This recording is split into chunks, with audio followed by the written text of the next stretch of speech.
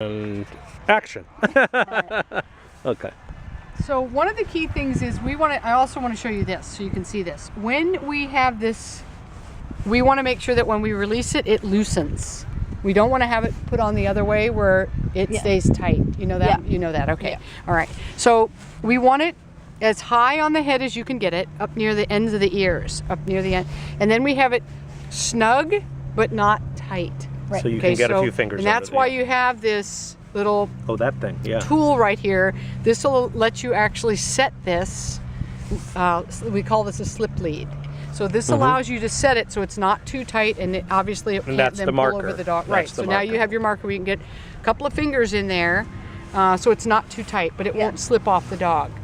Yeah. And then the key thing is you want to make sure that you're next to your dog with a little bit of line, but not tight. So we want it to be short but loose.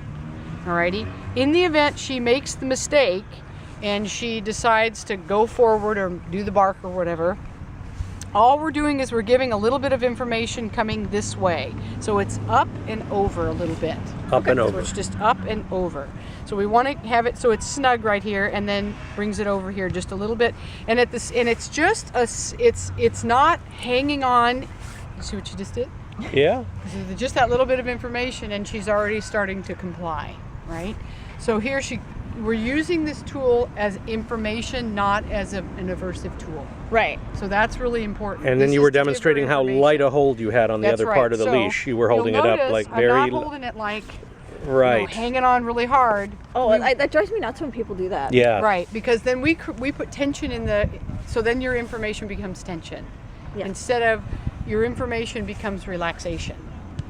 Right? So if we're relaxed, we want to make sure that, because if I have her way out here, she can pop out and then I don't have control of her. Right? And then she can get to the end of the line, she's got a lot of momentum, and then we have problems. So we want to keep ourselves relatively close to her, short line but loose and relaxed. And we want to pay attention, so if she's sitting, we keep it that way, and then if she starts to lay down, make sure that we release that line a little bit so that she can lay down without restriction on the neck. Yeah. This is the state of mind that we want her in when the dog is walking by. But the key is, I wouldn't want to be in this position here.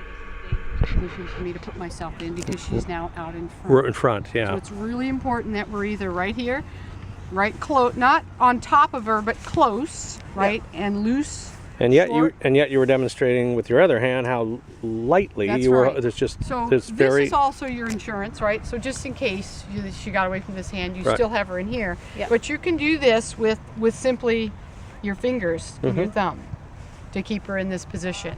And again, if she were to react, if she were to pop up and make that reaction, so I put no tension on the line as long as she's making really nice choices. But I'm also staying here to let her know that I'm going to sort of keep track of things here for her.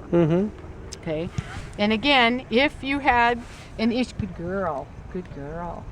If she did decide to do that, right, that's when you go up and towards you just a little bit. And you really don't need to do it that hard, No, right? you I really saw that it don't. didn't take You that really much don't. pressure. And by staying close to the leash, it's information right away.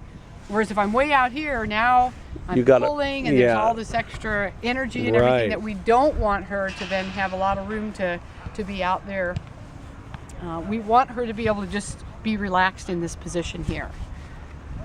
Thank you. So lots of practice sessions with that. Oh yeah.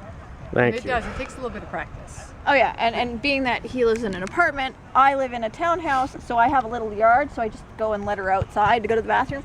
But being here, I have to take her for walks. Take her for and walks. That gives So me it's good. training That's sessions. right. Yeah. So rehearsal. Exactly. And now you can see she's doing much better in terms of seeing them go by. Yep. We still have it.